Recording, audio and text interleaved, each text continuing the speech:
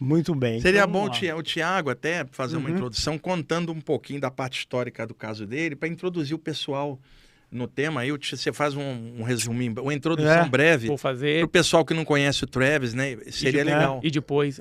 Isso. The DVD contains a Portuguese version. You just select. Ele também está vendendo lá, pessoal, um DVD da história dele que tem as legendas em português. Em Então, português. Você pode comprar o livro em inglês e português no site da revista UFO. E também pode comprar lá o DVD com legendas em português, que conta a história, conta o caso dele. And some other languages. E outras línguas Tem também. espanhol. Chinese, Chinese. Russian. também. Coloca lá, lê pra gente o site Bom, da revista. I will tell a little resume of your case in Portuguese, and then we start questioning you, okay? Okay. Bom, o caso dele ocorreu em 1975, né? Ele estava com os amigos e cortando lenha. E numa noite, voltando, eles viram uma luz muito forte, perto de uma clareira.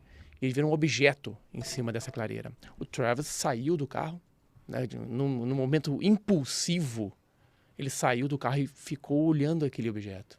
E os amigos dele começaram a gritar para ele voltar. Não sabiam o que era aquilo. E ele, quando pensou em voltar, ele foi atingido por um raio de energia que veio desse objeto. E ele voou alguns metros. E os amigos dele correram. Saíram. A coisa mais inteligente a se fazer nesse momento. Você não sabe o que é, eles saíram correndo. Depois eles voltaram, mas aí o Travis já não estava mais lá. Quando o Travis se recorda, ele abre o olho e ele se vê cercado de seres estranhos, criaturas estranhas que ele nunca tinha visto. E ele tentou se debater, ele tentou se desvencilhar, ele estava sentindo muita dor, achou que fosse morrer de tanta dor que ele sentia. Anos depois, ele foi perceber que o que esses seres estavam fazendo, no conceito dele que ele acha, é consertando ele, arrumando, curando devido a esse raio de luz que atingiu ele, e ele ficou meio que machucado. Lembra também que era uma área lá do Arizona sujeita a muita queda de raio. Exatamente. Era um descampado. Eles estavam cortando madeira, né? Eram lenhadores. E aí, os seres tentando ajudá-lo, no entendimento dele, e ele, com medo, com dor, ele não deixava. Então, se debatia muito, tentava fugir. Até que entrou um ser. Ele não sabe se é ser, se é uma inteligência artificial, se era um robô, parecido com seres humanos, que o tirou daquele local, e o levou para uma outra sala. E aí ele apagou. A próxima coisa que ele se lembra é ele estar acordando numa rodovia, olhando para cima e vendo a nave ir embora. E nesse meio tempo ele achou que fossem poucas horas do caso, da abdução até ele ser devolvido, fossem poucas horas, mas na verdade passaram-se 5 dias. E nesse meio tempo, nesse intervalo de 5 dias até encontrá-lo, até ele ligar e o pessoal encontrar ele, os amigos dele foram acusados de assassinato e ocultação de cadáver. Foram julgados pelo público, foram criticados, foi uma pressão muito grande. E eles todos passaram por detectores de mentira. E todos passaram, como estando falando a verdade.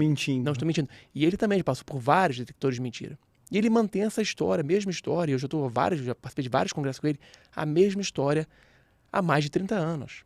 Sem aumentar, sem diminuir. Então, e dentro da ufologia, o caso de abdução mais famoso e investigado, questionado, mas nunca confirmado como uma fraude. Ele é tido como real. Não é isso não, vai? O caso dele na ufologia mundial, cara, é um clássico. É talvez o caso mais famoso de todos até agora. E a desconfiança também, como era uma área do Arizona que tem muita queda de raio, estavam lá cortando lenha, uma possibilidade é que um raio tenha caído nele, ferido ele, e os caras vieram para salvar ele, cara.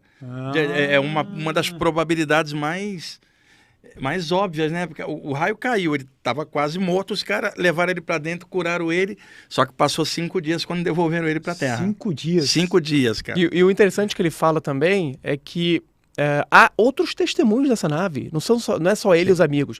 Ele diz que caçadores que estavam no dia que ele foi devolvido viram o objeto partir, decolar, subir para o espaço. Caramba. Então, tem muitas evidências o caso. Eu estava conversando com ele mais cedo, eu ia falar, se meu caso fosse um caso de homicídio, o assassino ia para a cadeira elétrica. Como o meu caso é um caso de extraterrestre, não, vamos achar um erro, uma falha, ele tá mentindo. Isso. E outra coisa também importante, que ele não nem comentou isso lá na palestra do evento, mas nos bastidores ele fala isso há muitos anos. De lá pra cá ele nunca ficou doente. Esse detalhe é importante. You never got sick after the Pergunta pra abduction, ele. right? Never, maybe just a little bit, but I went to work every day for 20 years and never had to stay home sick one time. Exatamente. Ele, durante 20 anos que ele trabalhou, ele uma pequena Com uma coisinha gripezinha, mas só.